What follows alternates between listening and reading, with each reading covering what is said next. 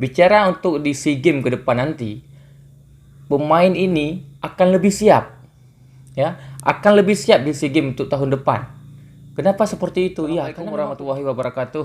Ketemu lagi dengan saya di Daus Info Sepak Bola, dan kali ini kita akan berbicara lagi tentang seputar pertandingan Vietnam berhadapan dengan Indonesia yang berakhir untuk kemenangan Vietnam 4-0 yang menyebabkan timbul beberapa hashtag ST-out atau si Sintayong ini untuk diminta untuk keluar dari timnas Indonesia. Ya, jadi kita ingin bahas pada kesempatan ini. Saya harapkan kawan-kawan nonton sampai selesai biar nggak salah paham, ya, biar nggak salah mengambil kesimpulan seperti itu. Mengapa video ini saya rasa penting dan harus saya buat agar kawan-kawan pecinta timnas, pecinta sepak bola seluruh Indonesia menyaksikan video ini dan harus tonton, ya. Mengapa kok bisa ada hashtag agar Coach Sintayong out dari timnas Indonesia? Saya pribadi saya tegaskan, menurut saya Coach Sintayong ini justru harus dipertahankan karena dia memang memiliki kualitas, ya kawan-kawan.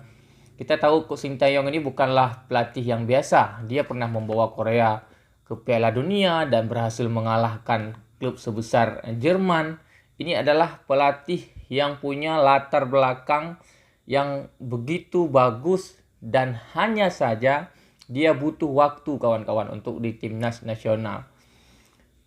Kita lihat Indonesia berhadapan dengan Vietnam. Kita lihat skor akhir 4-0. Saya setuju kawan-kawan. Tapi coba kawan-kawan secara naluri analisis melihat pertandingan, melihat jalannya pertandingan. Ya. Di babak pertama kita lihat apa yang bisa dilakukan oleh Vietnam. Saya kira hampir tidak berkutik walaupun menyerang, tapi pemain Indonesia, anak muda Indonesia yang mayoritas umurnya di bawah 21 tahun, ya, berhasil menggagalkan peluang Vietnam yang begitu banyak. Ya, mereka tampil dengan semangat yang sangat luar biasa dan juga mencoba menahan bola agar lebih lama mereka kuasai walaupun gagal. Tapi ada upaya, ada perubahan dari gaya pemain tim nasional kita yang hari ini mayoritas pemainnya adalah pemain muda. Itu dulu yang kawan-kawan ingat. Bisa menahan Vietnam di 45 menit pertama itu adalah prestasi yang sangat luar biasa. Walaupun di babak kedua Indonesia kalah kawan-kawan. Walaupun di babak kedua sejak terjadinya gol yang menurut saya itu juga merupakan berawal dari handsball yang tidak terlihat oleh wasit, ya kawan-kawan, karena memang tidak ada VAR, ya. Itu merubah hasil akhir pertandingan, merubah jalannya pertandingan. Seandainya Indonesia tidak kebobolan terlebih dahulu dari situ, ya, mungkin jalannya pertandingan akan berbeda. Saya kira kawan-kawan semua juga penonton bola, ya. Coba lihat klub sebesar MU ketika dominan, bertahan bagus, oke, misalnya. Tiba-tiba ada keputusan wasit yang kontroversi, ya, penalti, ya. Kemudian jalannya pertandingan karena MU sudah kalah terlebih dahulu, mereka tertekan seperti itu. Kemudian membuat serangan balik tim lawan misalnya lebih mudah. Itu juga kawan-kawan harus pahami. Makanya saya lihat gol pertama Vietnam itu berpengaruh besar terhadap permainan pertandingan tadi malam. Ya, kawan-kawan coba yang setuju tinggalkan komentar dengan pernyataan saya. Makanya saya bilang Coach Sintayong ini harus dipertahankan. Saya sudah banyak bahas di 3 video terakhir saya tentang timnas. Saya sudah katakan Vietnam ini sudah terbentuk kurang lebih 4-5 tahun yang lalu. Ya, dan sekarang berhadapan dengan anak muda Indonesia yang mayoritas pemainnya adalah masih berusia di bawah 22 tahun. Jadi kawan-kawan harus mengerti dulu, harus paham dulu apa tujuan dari Coach Sintayong ini.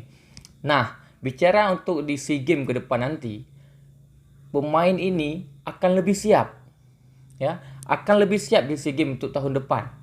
Kenapa seperti itu? Ya, karena memang pemain ini saya lihat dipersiapkan arahnya ke sana, ya, untuk jangka yang panjang.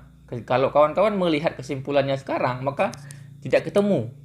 Karena kawan-kawan tidak melihat bagaimana proses pertandingan, bagaimana gaya mainnya, bagaimana perjuangan mereka di atas lapangan, menampakkan perbaikan atau perubahan atau tidak. Karena kawan-kawan hanya melihat hasil akhir, melihat skor, kemudian memvonis, jelek, Indonesia 4-0. Bukan seperti itu. Bukan seperti itu dalam menganalisis, dalam membangun sebuah tim sepak bola.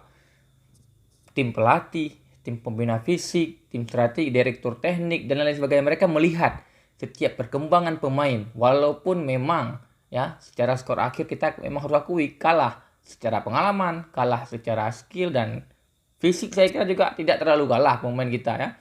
Mungkin hanya kurangnya pengalaman ya, kemudian emosional karena kita masih pemain-pemain anak muda, tapi ini kan dipersiapkan untuk tahun ke depan seperti itu. Ya, kita lihat lagi. Vietnam menyerang lewat sayap bukan lewat tengah. Ya, di babak pertama Vietnam lebih aktif bermain lewat sayap dan itu gagal, bisa dipatahkan oleh Asnawi dan juga Arhan. Ya, apa yang kurang di babak pertama penampilan anak Indonesia? Tidak ada, perfect semuanya, tanggung jawab, semuanya rotasinya bagus, backnya oke, ya, pemotongan bola oleh kiper Nadio juga oke. Nah, ini adalah kecerdasan dari Coach Park Hang-seo di babak kedua, kawan-kawan. Ya, dia merubah taktik. Coba lihat, gol pertama misalnya, itu berawal dari tengah. Makanya saya udah bilang di video sebelumnya, kualitas permainan Vietnam ini harusnya dari tengah. Makanya saya terkejut ketika mereka main di babak pertama banyak mengandalkan lini sayap. Ya, seperti Hang Tan ya. Kemudian nomor punggung 9 dia kok melebar ke sebelah kanan ya, ke sayap. Ya. Ternyata coach dari Vietnam mencoba mengalihkan perhatian pemain gelandang dari timnas Indonesia untuk ditarik ke pinggir, kemudian bola masuk ke tengah, tapi gagal karena bisa dipotong oleh beberapa stopper maupun gelandang timnas Indonesia ya. Tapi di babak kedua kita harus akui coach Vietnam lebih siap merubah gaya main dan banyak menekan dari tengah. Hasilnya saja kawan-kawan bisa lihat, itu gol pertama umpannya dari tengah, penterobosannya ya, bisa diblok ya, waktu di syuting itu bisa diblok mengenai handsball ya. Saya kira memang karena dalam kamera nggak diulang dalam begitu jelas, kita tidak bisa tahu pasti, tapi sepertinya ada kena tangannya. Handsball itu bola dan harusnya pelanggaran ya, tidak disahkan gol itu harusnya, menurut saya ya, menurut pengamatan saya. Tapi wasit tidak melihat dan itu sah-sah saja ya, karena keputusannya adalah mutlak oleh wasit. Seperti itu kawan-kawan.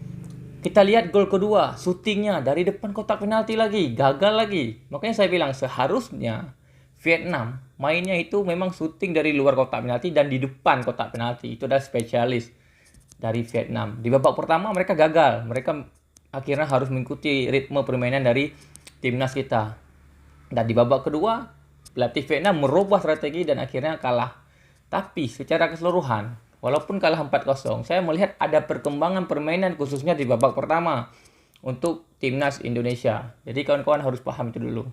Ya, saya kira itulah mengapa saya ingin agar Coach Sintayong ini bisa dipertahankan. Ya, hanya orang-orang yang tidak paham dan orang-orang awam bola yang mengatakan Coach Sintayong ini untuk dipecat saja. Menurut saya tidak. Ini betul-betul real proses, pemain muda dan insya Allah ke depan lebih baik. Ya, saya kira itu saja kawan-kawan. Terima kasih banyak. Tinggalkan komentar dan terus aktifkan notifikasi agar dapat informasi terbaru.